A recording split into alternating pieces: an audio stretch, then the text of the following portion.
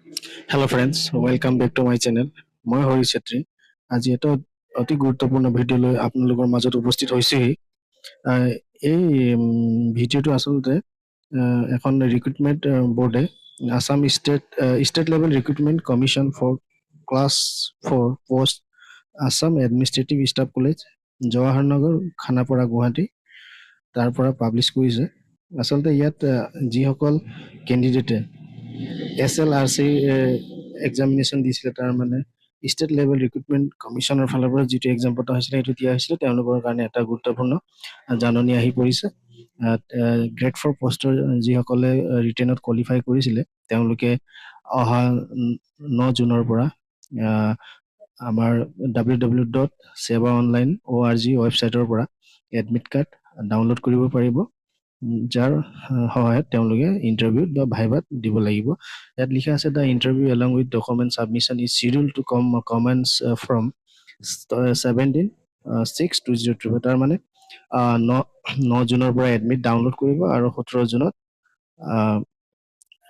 Interview ভাইভাত বহিব লাগিব। আৰু ছেশ্যনটো দুটা কৰি দিছে, মৰ্ণিং ছেশ্যন আৰু আফটাৰনুন ছেশ্যন। ৰাতিপুৱা 9 বজাৰ পৰা মৰ্ণিং ছেশ্যন আৰম্ভ হ'ব আৰু 1 বজাৰ পৰা যিটো আফটাৰনুন ছেশ্যন আৰম্ভ হ'ব।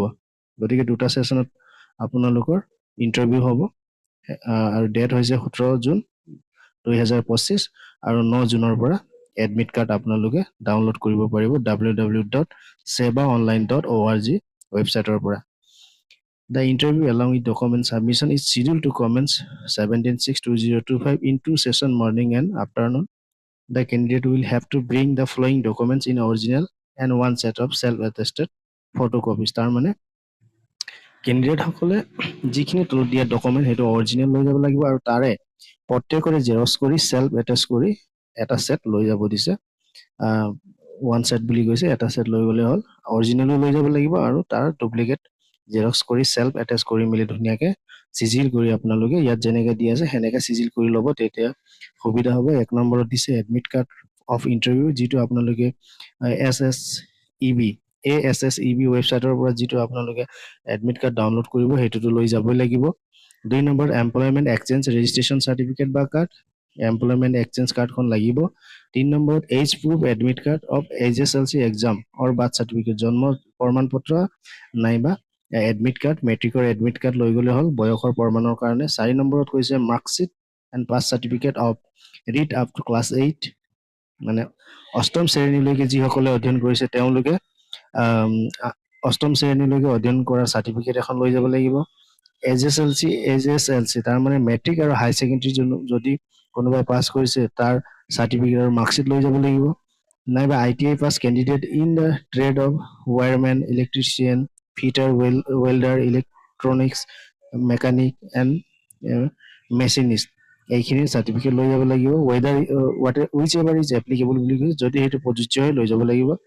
6 নম্বৰত আপোনাৰ কাষ্ট চাৰ্টিফিকেট লৈ যাব লাগিব। SC ST নাইবা OBC বা MOBC হ'লে কাষ্ট চাৰ্টিফিকেট লৈ যাব লাগিব। PWD হ'লে চাৰ্টিফিকেট লৈ যাব লাগিব, জেৰক্স কৰি ধুনীয়াকে অৰিজিনেল লৈ যাব লাগিব। আৰু 7 নম্বৰ পইণ্টত কৈছে এক্স চাৰ্ভিচমেন চাৰ্টিফিকেট, যদি কোনোবা এক্স চাৰ্ভিচমেন হয় তেতিয়াহ'লে তাৰ চাৰ্টিফিকেট প্ৰডিউচ কৰিব লাগিব, লৈ যাব লাগিব। তাৰ কাৰণে discharge book number and date with place of issue সেইখিনি থাকিব। 8 নম্বৰত কৈছে ফটো আইডেণ্টিটি প্ৰুফ 8 নম্বৰত কৈছে ফটো আইডেণ্টিটি প্ৰুফ, যাৰ কাৰণে পেন কাৰ্ডে হওক বা পাছপৰ্ট হওক, ভোটাৰ ID, যিকোনো এটা ড্ৰাইভিং লাইচেঞ্চ, আধাৰ, যিকোনো এটা লৈ গ'লে হ'ল।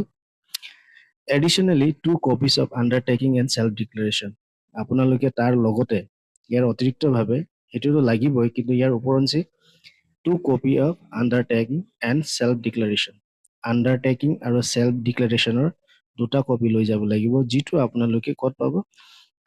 ASSEB যিটো ৱেবছাইট, এইটো আগতে কৈছিলে নহয় আপোনাৰ www.sevaonline.org, তাৰ পৰা আপোনালোকে ডাউনলোড কৰিব পাৰিব। সেইটো ডাউনলোড কৰি মেলি সেইটো যদি ফিল আপ কৰিবলগীয়া হয় ফিল আপ কৰি মেলি ধুনীয়াকে 2টা কপি বিচাৰিছে, আণ্ডাৰটেকিং আৰু সেল্ফ ডিক্লেৰেশ্যনৰ 2টা লৈ যাব লাগিব।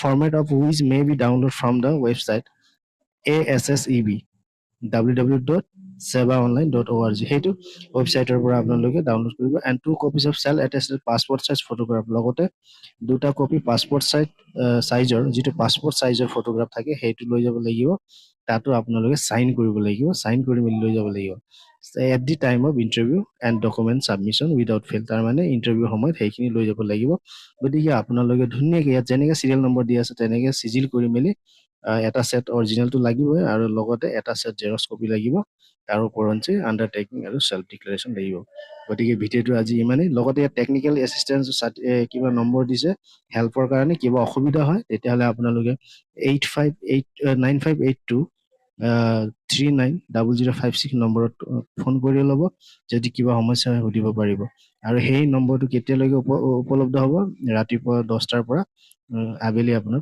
5 PM মানে 5টা বজালৈকে ৱৰ্কিং ডেজত যিখিনি ৱৰ্কিং ডে হয় সেইখিনিত উপলব্ধ হ'ব আপোনালোকে ফোন কৰি ল'ব পাৰে গতিকে ভিডিঅ'টো ইমানেই আছিল ধন্যবাদ যদি ভিডিঅ'টো চাই কিবা আপোনালোকে ভাল পাইছে তেতিয়াহ'লে লাইক কমেণ্ট আৰু ছাবস্ক্ৰাইব কৰিবলৈ নাপাহৰিব আৰু লগতে এনেকুৱা ধৰণৰ নটিফিকেশ্যন আৰু পাই থাকিবৰ কাৰণে বেল আইকন ক্লিক কৰি ল'ব তাৰ মানে নটিফিকেশ্যনটো অন কৰি থ'ব থেংক ইউ